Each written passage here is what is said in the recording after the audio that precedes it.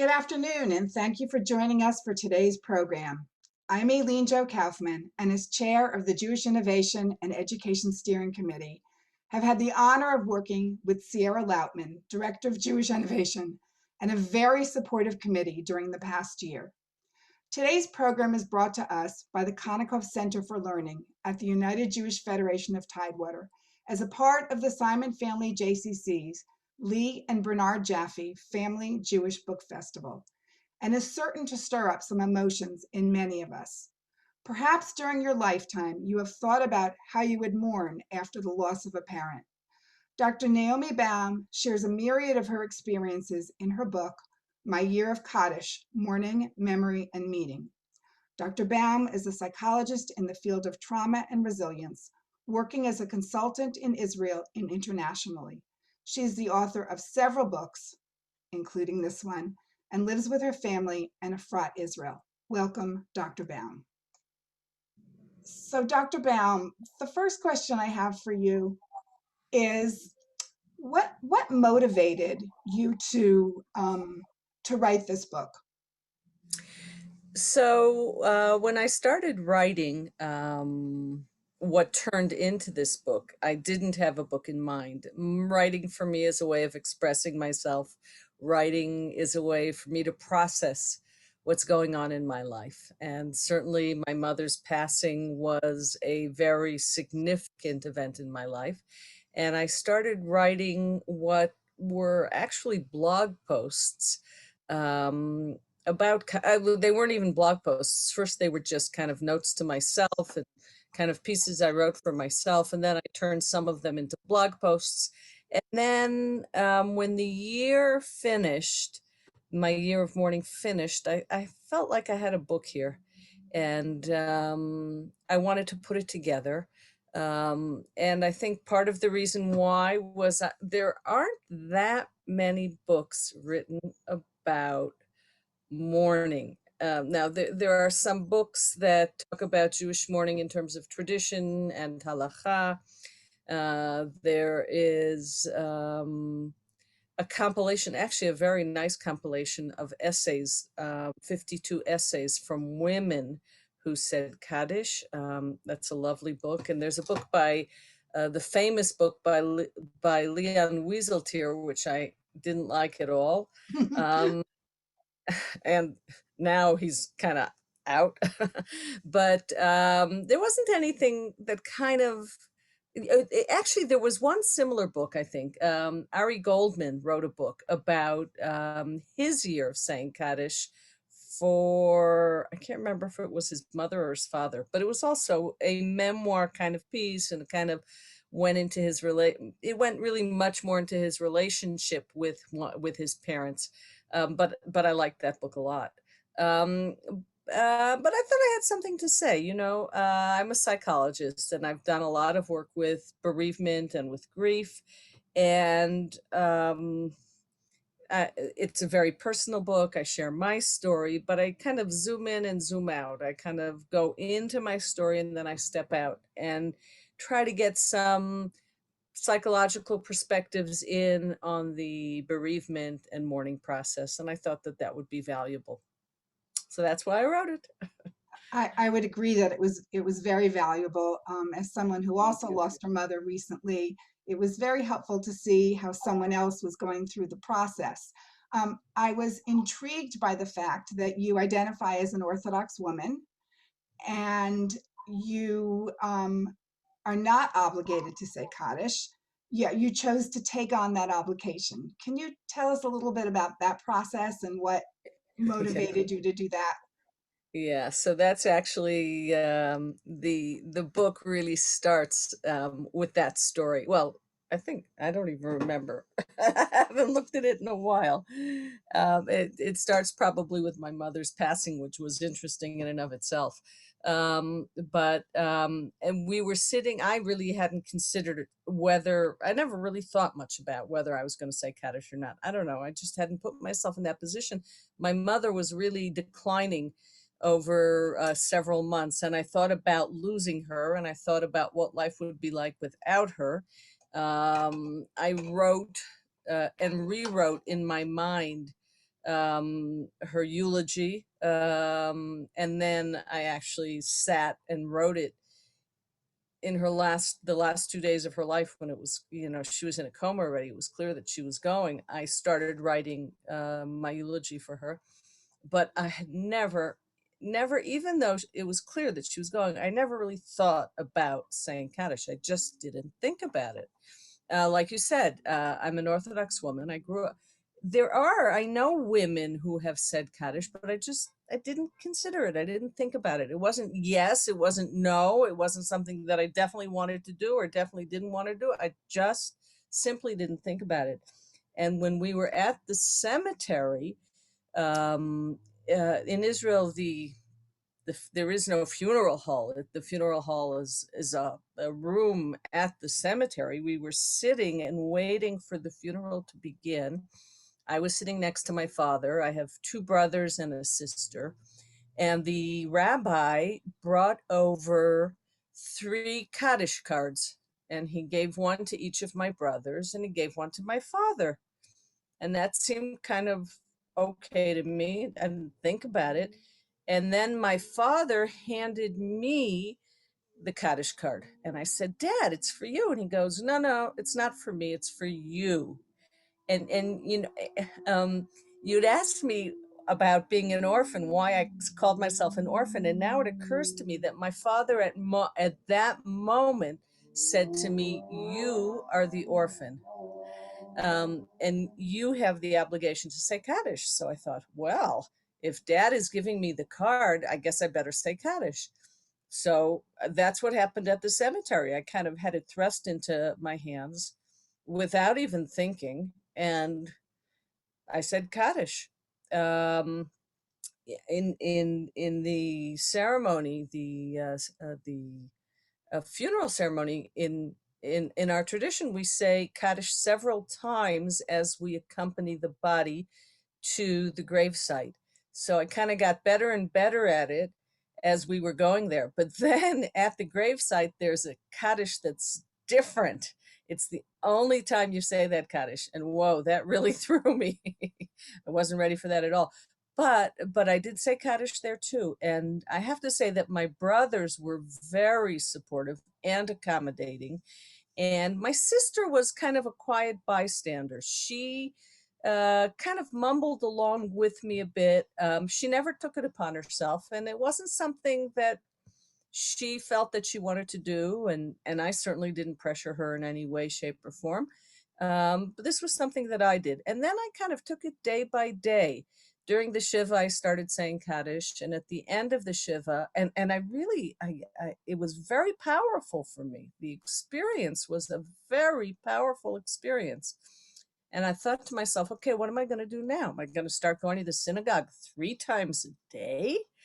I thought that was a bit much. So I decided that I would not make any long-term commitments, but at least for the first month until the Shloshim. The first month is one, we have the Shiva, the 7 days of mourning, and then the 30-day mourning period.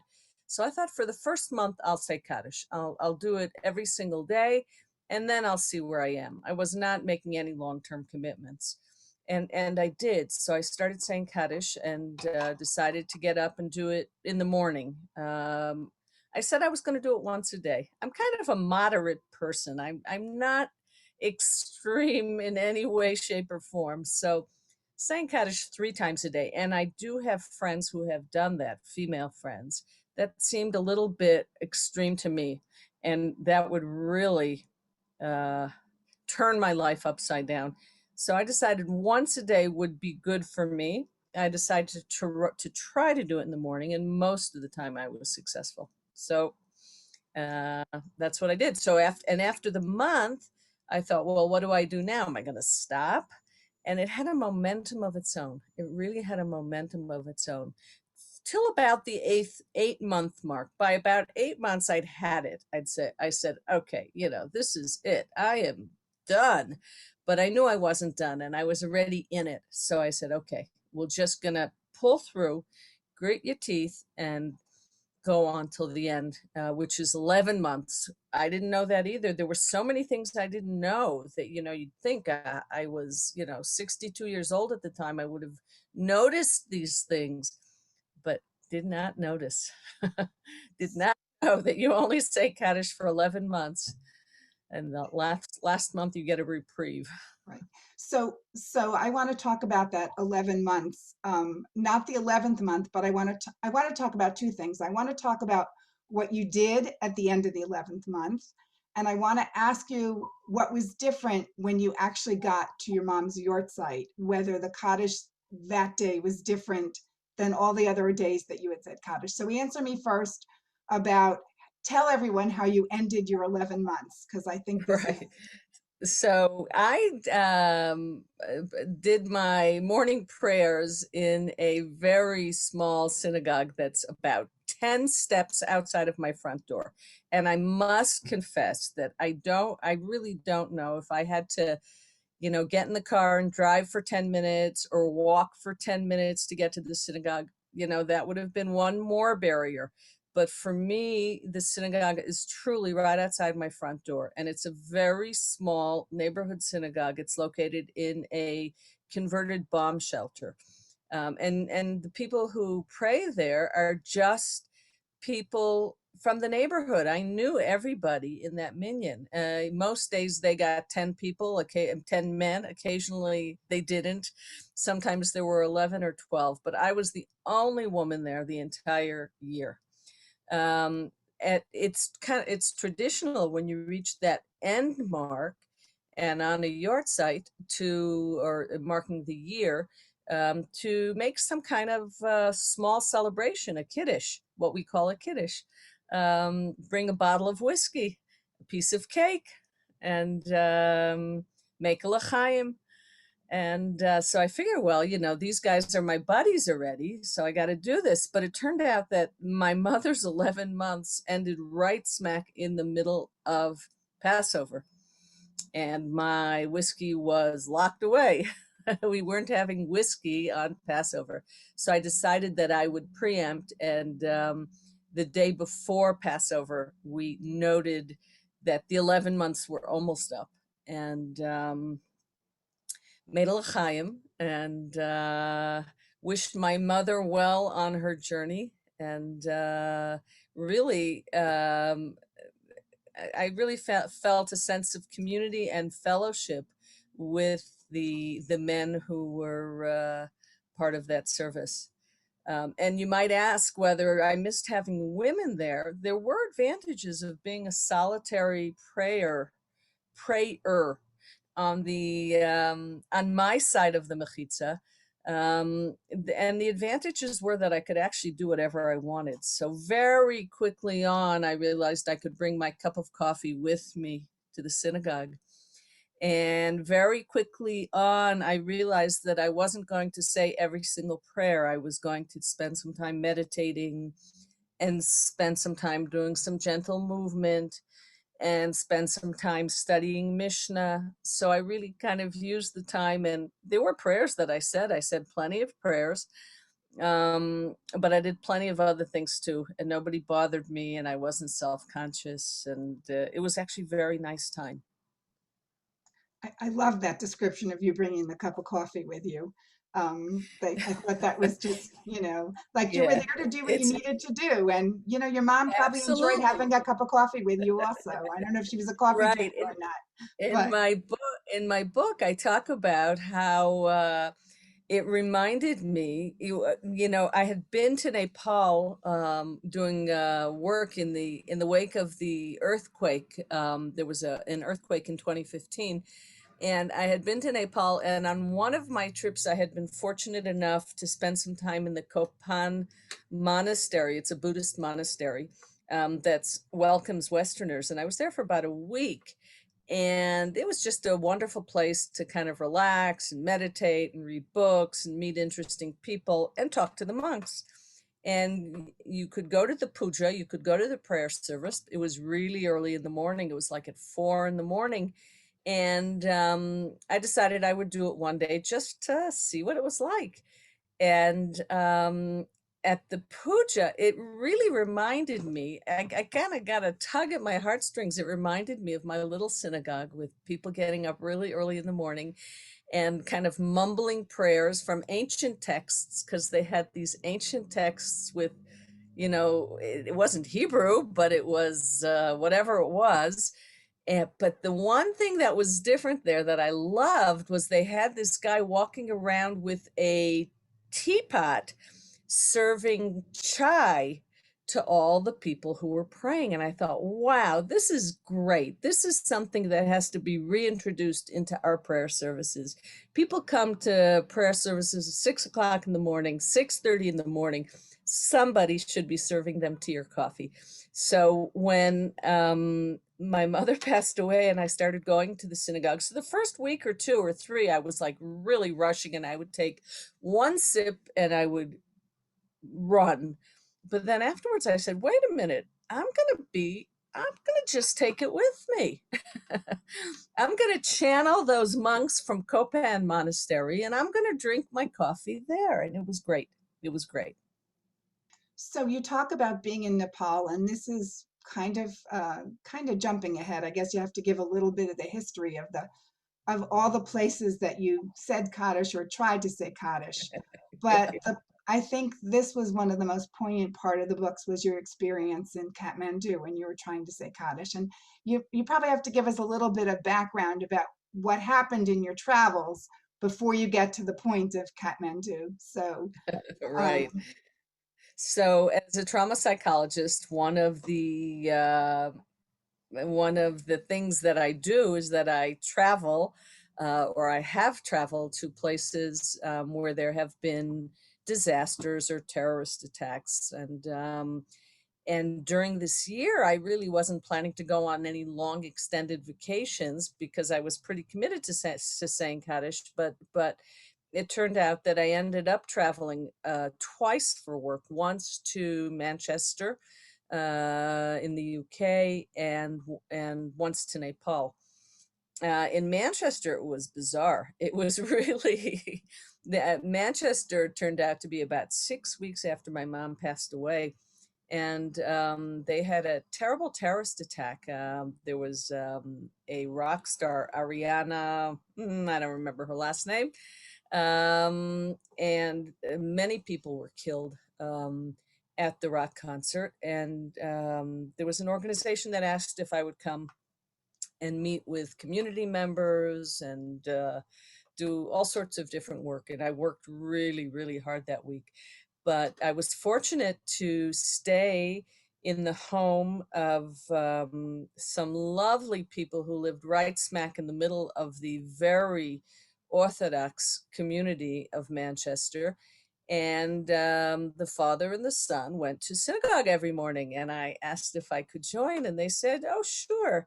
Yeah, there's a women's section in our synagogue. And I thought, great.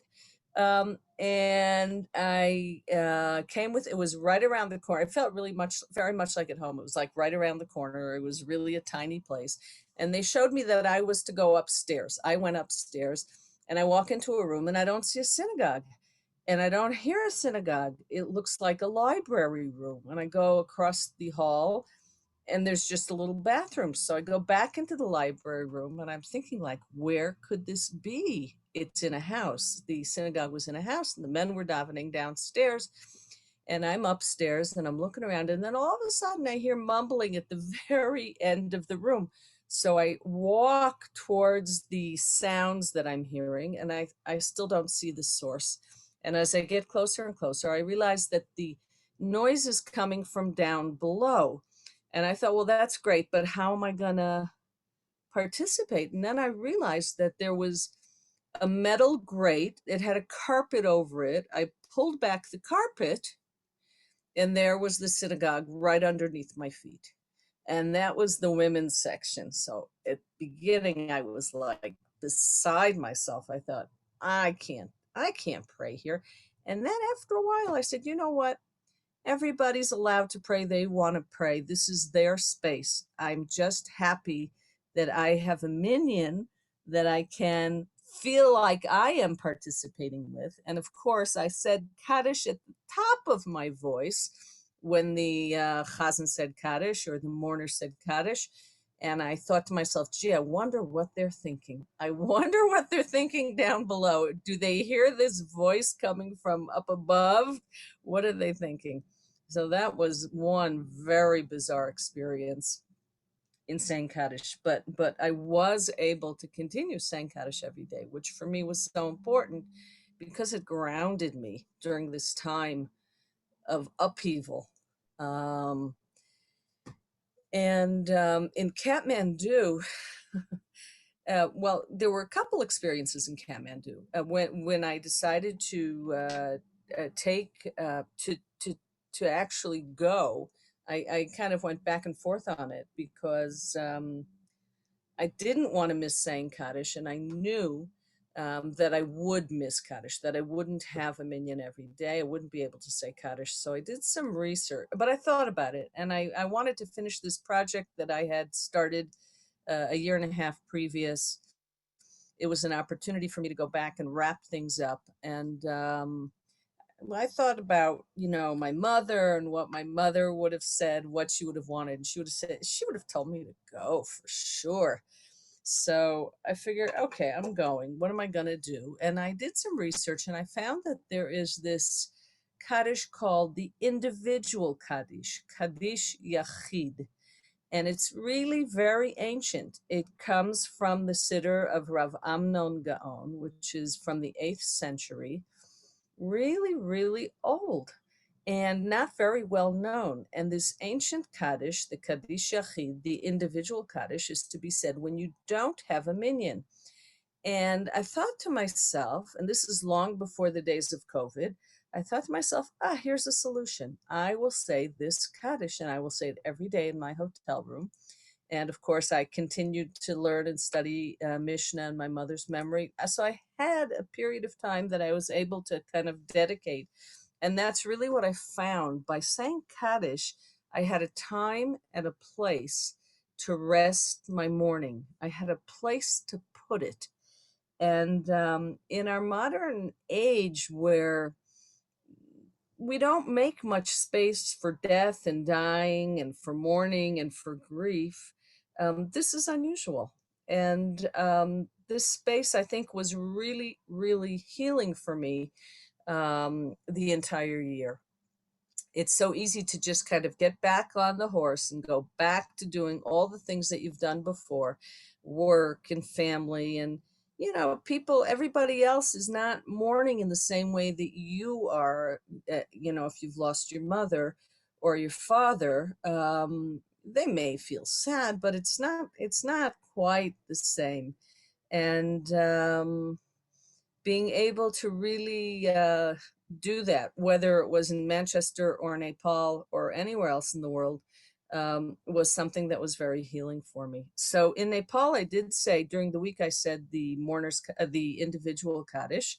And then on Shabbat, there was a Chabad, and I wasn't really sure whether they were going to have a minyan or not, and they weren't sure either. And as it turned out, they barely got a minyan together.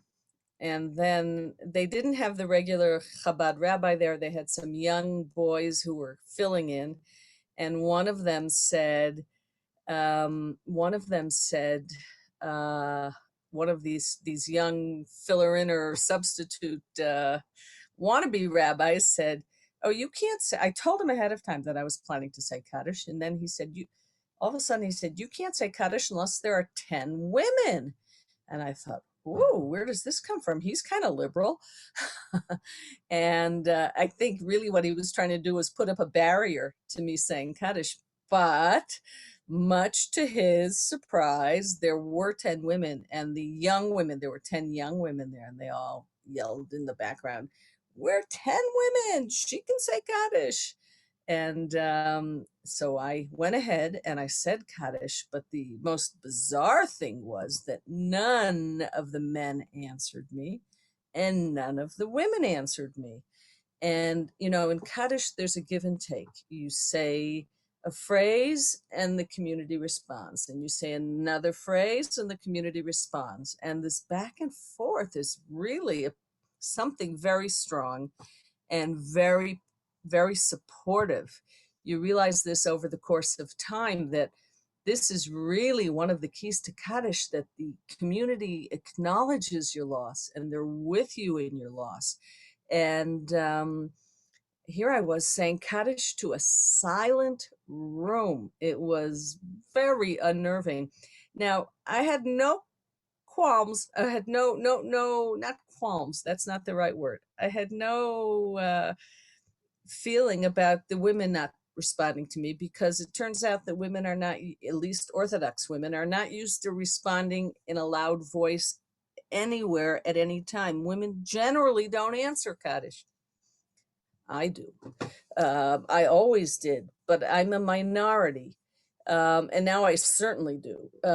But the men, why didn't they answer me? Well, they took their cue from these young rabbis who were really very, very much embarrassed, didn't know what to make of me, and kind of let it go. So at the end of the service, I walked over to this young man and I said, I think you really should spend a little time learning about this, because as far as I know, a woman can say Kaddish in a minyan, and a minyan, the way we in Orthodox Judaism count it, is 10 men. It's not 10 women. I wish it was 10 women.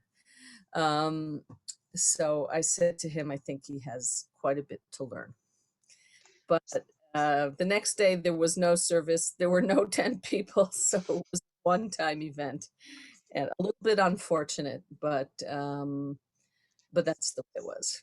I'm glad that you discovered the Kaddish Yachid, so you were able to find a solution to the situation. Absolutely.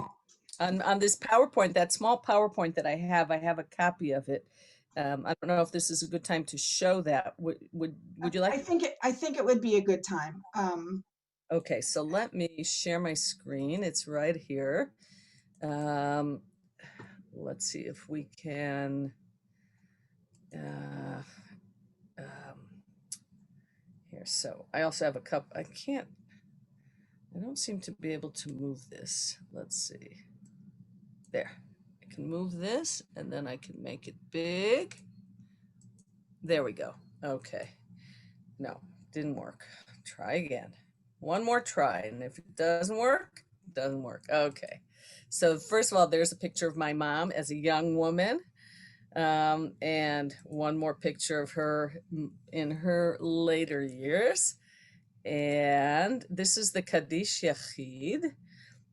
It's on the internet. Rabbi Pam Friedman has it on her website.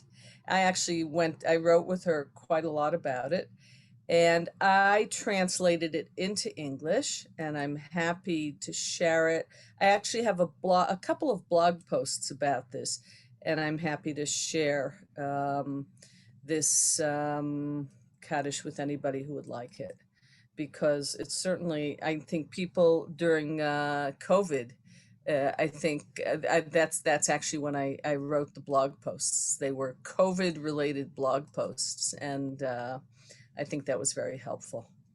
So, and then of course you can order my book. By the way, I just want to say also that my book, I put it on a special. It will be free on Kindle. Unfortunately, I didn't do it until this morning, so it will be free starting tomorrow morning for 3 days on Kindle. So if you're interested in picking up a free copy, it'll be there. And if you pay, you can pay for it today. You can pay for it today. And if you want it in paperback, it actually comes in paperback. If you want a copy, Kindle has copies as well. So I want to get back to your Kaddish experiences, and I want you to share the story of when you said Kaddish at your son's house, because as sad as the Kathmandu experience made me, the other one just tickled my heart, and it's just wonderful. Right. Well, there's two that actually tickled my heart. There was that one, and the one in the Mariv service at the home of the rabbi who was wearing a long black coat and had a long white beard, and he invited me to stand right in the middle of the men. That was the other one that tickled me. So the one at my son's house, my son is a teacher and he lives in a small community not far from here.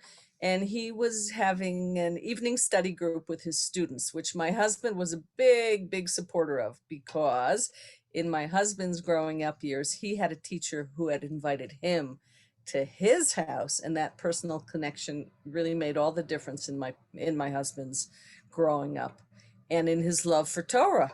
So my husband encouraged my son to do these evenings, and he provided the pizza, the donuts, whatever it was that was going to get these young boys out in the evening to study Torah. So we were there one evening when they were having a study group, and we were there as babysitters because his wife was not home and he was afraid that the little kids would get up. He asked us to come. We came. The kids slept. We participated, and at the end of the learning and after the pizza, my son said, okay, we're going to have Mariv service, the last service of the day. And I said to my son, I'd like to say Kaddish. And he said, of course. And there I was with must have been 15, 13-year-olds. And I said Kaddish, and they didn't blink an eye. It was like the most normal thing in the world. It was like, oh, of course. And they all answered me. And it just felt very natural and very much the way things are supposed to be. And when I think about the book, I think that there's like two themes that run through it. It's not only the saying of Kaddish, but it's also the role of the woman in Orthodox, or as you call it, Halachic Judaism. And I Yeah. wanted to know whether the year of saying Kaddish, how, if it changed, and how it changed your attitude, opinion, feelings toward the role of the Orthodox woman. Yeah, well, I think it really brought into highlight for me how much we don't have a voice in the synagogue. For me, this was the first time that I had a voice, and I really cherished that. And then going back to not having a voice, I didn't like that so much.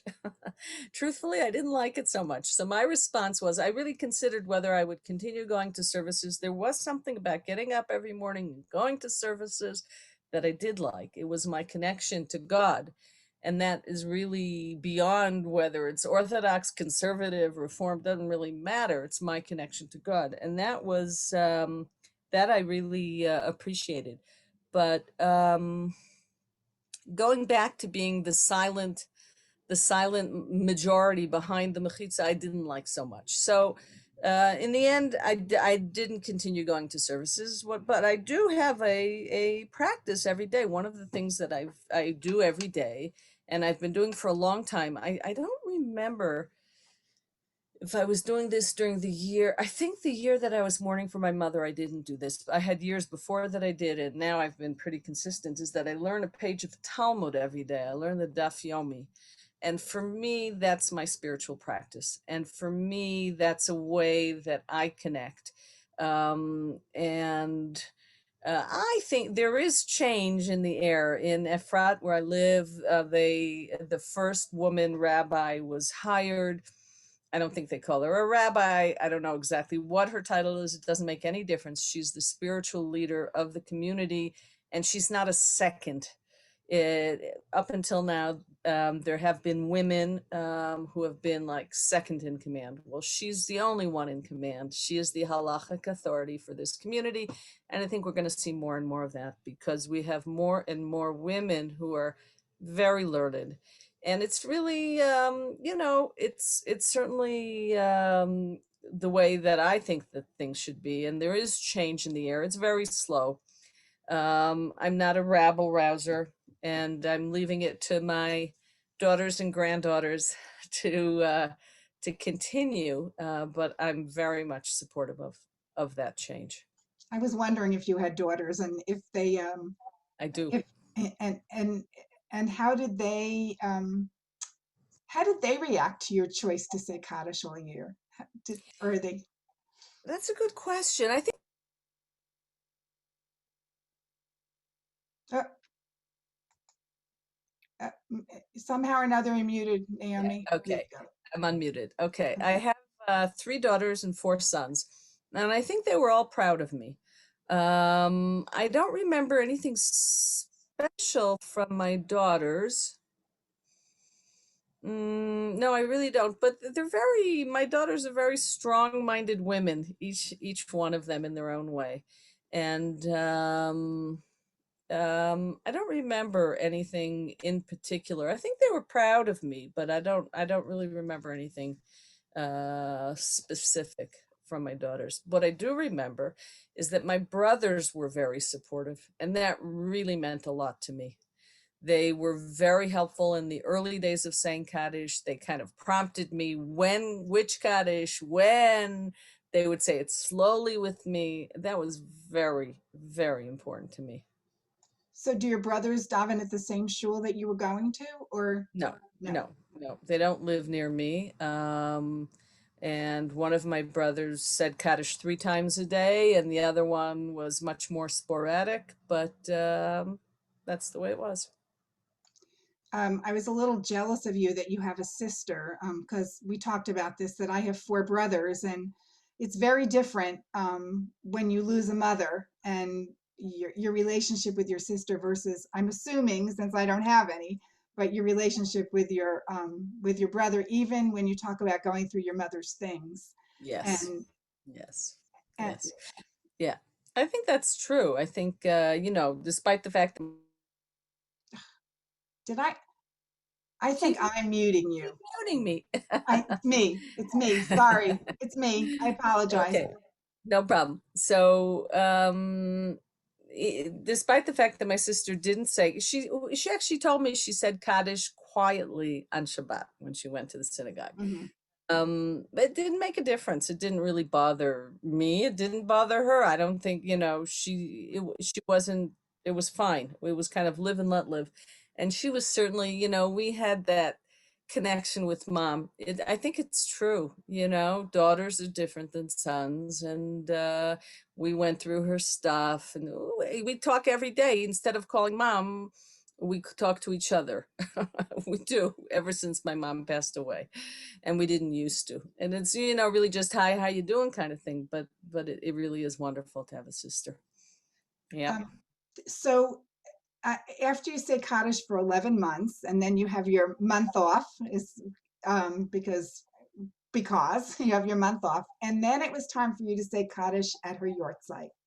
And my original question was to you was going to be, did you feel different at saying that Kaddish? But figuring that you just went to shul to say Kaddish, but now I know, because we spoke briefly yesterday, now I know what you really did. And I think that it's very important that you share what you do on your mother's yort site. Oh, I'm not exactly sure what you mean here. But rather than, like, when Why don't I you share? when it was time for my mother's yort site, I said Yeah, Kaddish with my congregation. Okay, yeah, that's what yeah. we.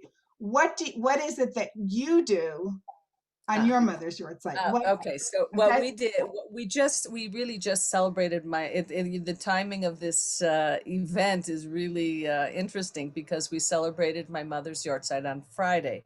She passed away on Lag BaOmer. And what we do, and this is what we've done actually for the past couple of years. Even during Corona, we did it. It was much, much smaller. But what we do is we go to the cemetery and say some prayers, and it's pretty perfunctory and brief, and maybe somebody speaks there, and we say Kaddish there. When I say we, I mean my brothers, my sister, my father, and however many children of ours can come. And then we gather in a park that's about 10 minutes away from there, and really have a family picnic, and everybody's there. All even the people who didn't make it to the cemetery make it to the picnic. And and at the picnic, what we do, we had a couple more speeches talking about mom, and we did some learning in her memory, and had a picnic. And my parents have 4 children, 2 boys, 2 girls. And we have lots of children and lots of grandchildren. So this past Friday, just about everybody was there, not 100%. We were over 70 people. And I looked at my dad, and my dad is 95 and with all his marbles. And I said to him, "Can you believe this? Can you believe that this is what you and mom did?" It really is very special. And Such a celebration. yeah, it really is a celebration of her life, you know. Yes, we're sad. I definitely, have the tears in my eyes, but also such joy and such gratitude for all that we have. How do you think your year of mourning would have been different during this corona pandemic? So that's an interesting question because our synagogue, our little synagogue, just did a very short move. It moved from inside this bomb shelter to up 8 steps to a park right nearby. And I'm pointing because it really is right nearby. So instead of being 10 steps from my house, it's 20 steps from my house. And fortunately, we have reasonably good weather most of the year. We do have pretty cold winter, and we do have rains. We put up kind of like a tent covering that worked pretty well, and some plastic walls, and we did all of our prayers out there, and 3 times a day there were prayer services. We had high holiday services out there. We had holiday services out there.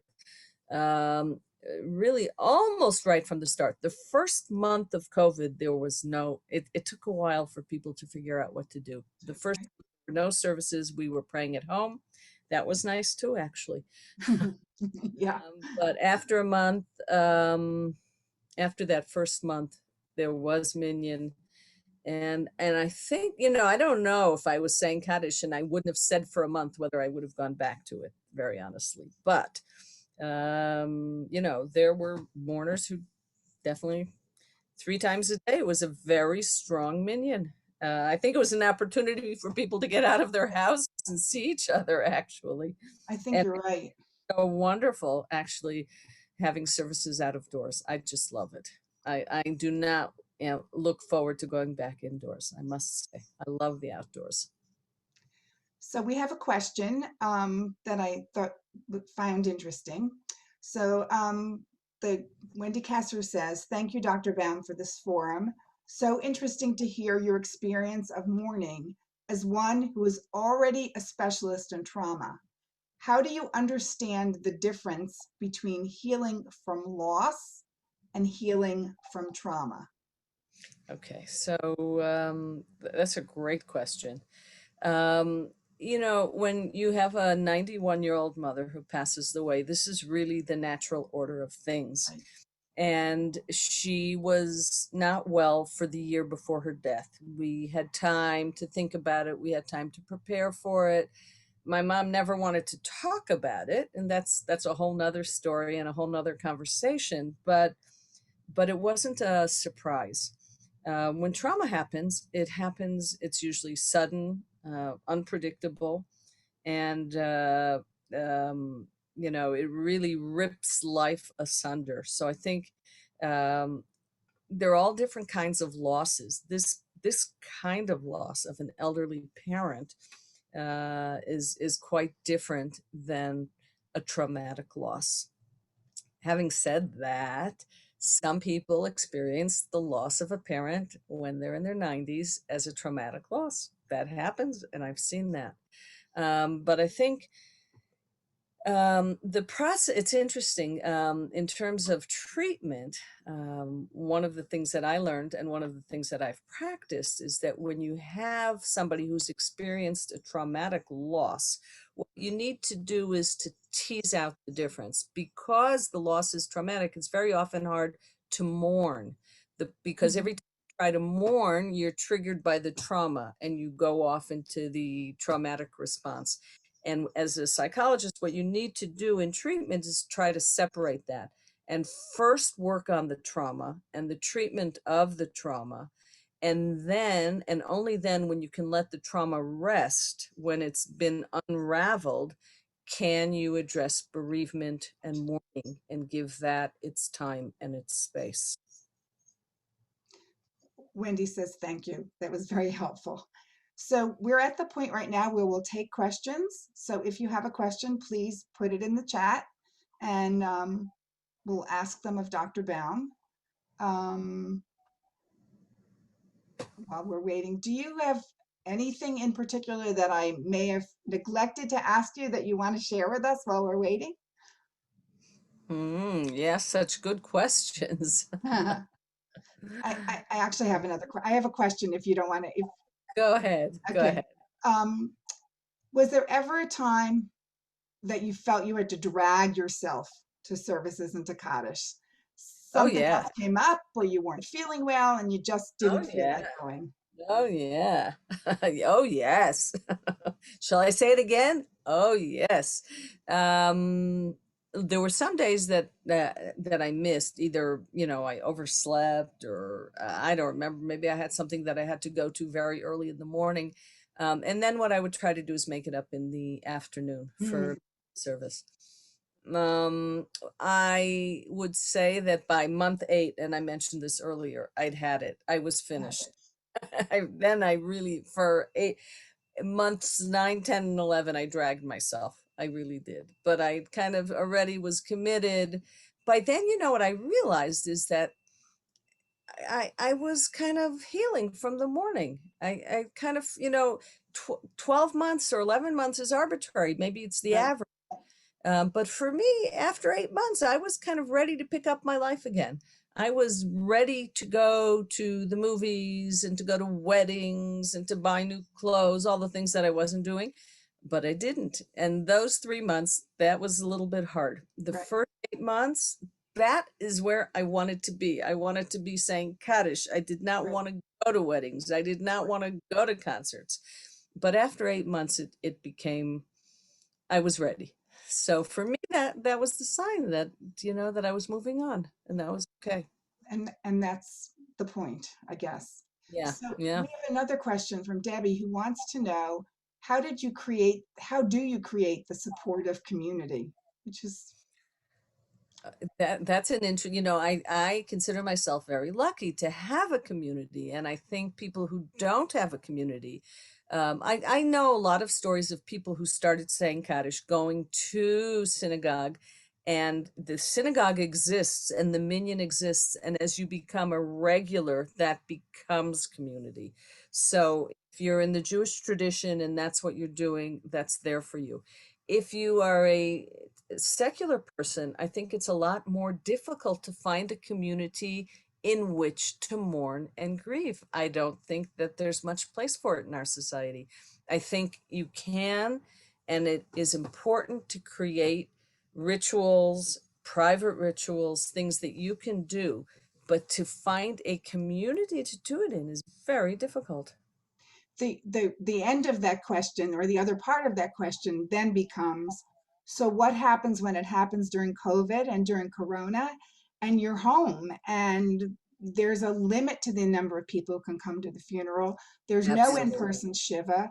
Um, that's a different level that comes out there too. I think it's been a very difficult year for people who have been mourning. The mourning, the natural bereavement has been compounded. Um, in you've underscored the important pieces that normally, the Shiva, if you're not Jewish, maybe a wake or a memorial service, the funerals, everything was like curtailed or Mhm. non-existent. People did things on Zoom and, Zooming funerals and Zooming Shivas, but, the human contact, I think those are good things to do. And Zooming Kaddish and Zooming Minyan, those things are all good things. But I think it's been a heavy price to pay for people who have spent this year in mourning. Yeah, my heart really goes after them. And you move on, you do the best you can, but it's really been difficult. So Wendy has another question. And she says, do you think our collective identity as Jews, for whom loss is foundational to our identity, for example, the loss of the great temples, the loss of our homeland, the loss of the 6 million, et cetera, et cetera, et cetera, do you think we experience mourning in a fundamentally different way than others? It's very interesting. That's a very interesting question. Also, you guys have great questions. Um,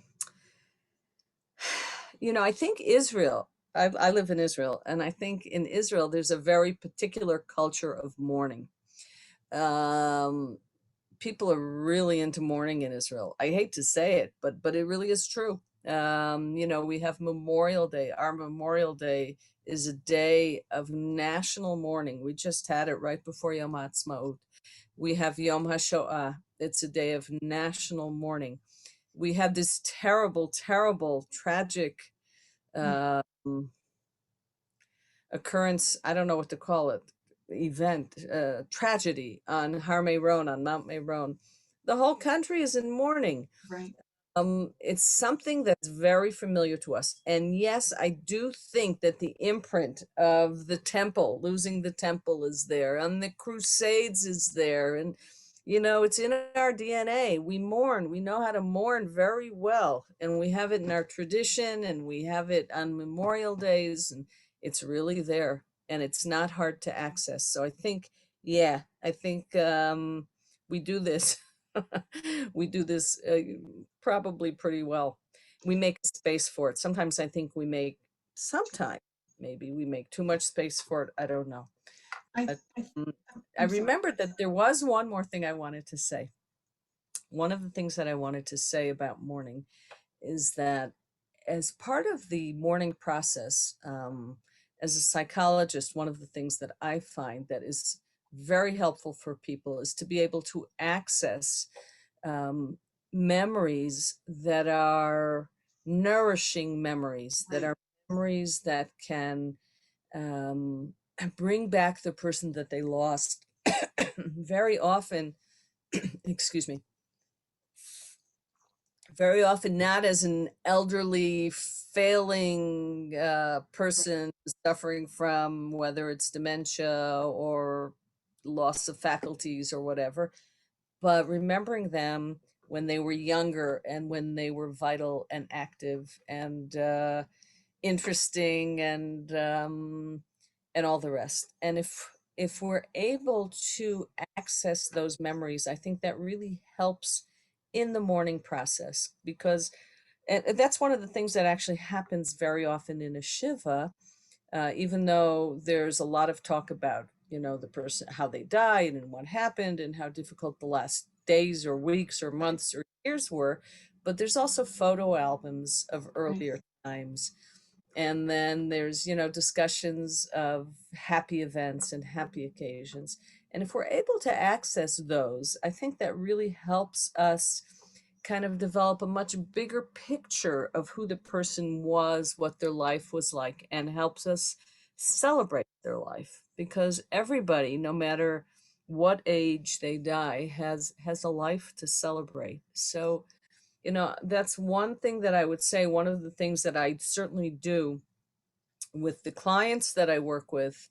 Um, and when I talk to people when I go to a shiva, also it's like, okay, let's talk about some of those good memories. Let's think, are there what were yeah, we can hash out the bad ones, and people will for sure.